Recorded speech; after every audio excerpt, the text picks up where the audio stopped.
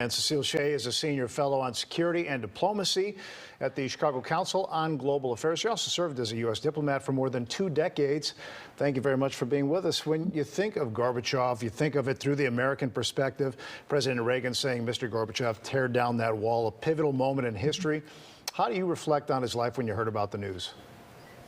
Wow, it's really hard for someone who was born after 1985 or so, or even after 1980 to, realize how different the world was because Gorbachev was leading the Soviet Union from 1985 to 1991. There easily could have been an enormous war. There easily could have been World War III as Eastern Europe left the Warsaw Pact, and then as countries like Ukraine and Estonia, Latvia, Lithuania voted for independence or chose independence. But instead, he allowed Germany to reunite. He allowed countries to go their own way. And it's just an enormous gift to humanity. I mean, it could have been an absolute disaster. So one of the reasons that people are looking back so fondly on him today is that when he saw that the Soviet Union was disintegrating, he let it go. I mean, there is some criticism of him of whether he was didn't look at the details, whether he should have more fully worked with some of the constituent parts of the former Soviet Union. But overall, when you think back to how close we were to nuclear Armageddon in the 1980s, and that by the 1990s, that sort of thing was unthinkable, he really had some extraordinary accomplishments in his life. Really, yeah, winning the Nobel Peace Prize because of that. Such a different leader than Vladimir Putin today. Yeah, for sure. Such stark differences. That's the understatement of the evening right there, yes. I mean, he broke the mold when it came to Soviet leaders, didn't he? Yeah, I mean, he did. And Putin, by the way, Putin cannot stand Gorbachev. Putin thinks that Gorbachev was a disaster. He thinks that the dissolution of the Soviet Union was the worst event in the history of Great Russia. So he is not a fan of Gorbachev.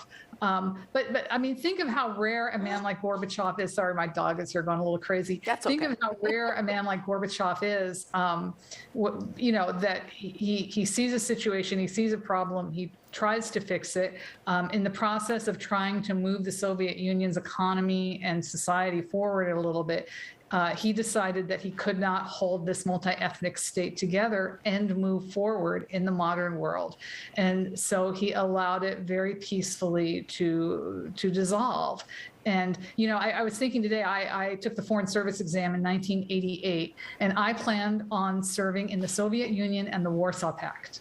Wow. And by 1991, there was no Soviet Union, there was no Warsaw Pact, and Poland, Czechoslovakia, et cetera, were looking to join NATO. So that is an amazingly fast transformation.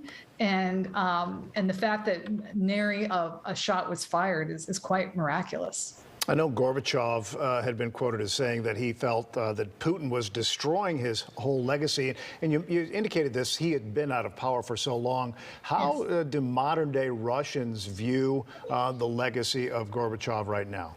Yeah, I think it depends on, I'm not going to pretend to speak for, tens of millions, hundreds of millions of Russians and citizens of other former Soviet states.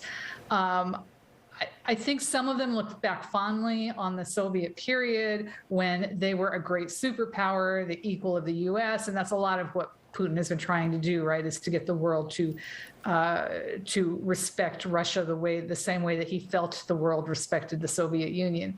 So some Russians probably look back to those days with a certain amount of fondness.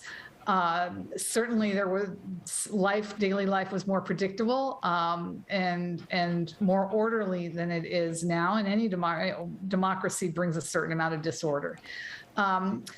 But on the whole, particularly the younger generation knows that they have a much better life than they would have had if the Soviet Union had continued.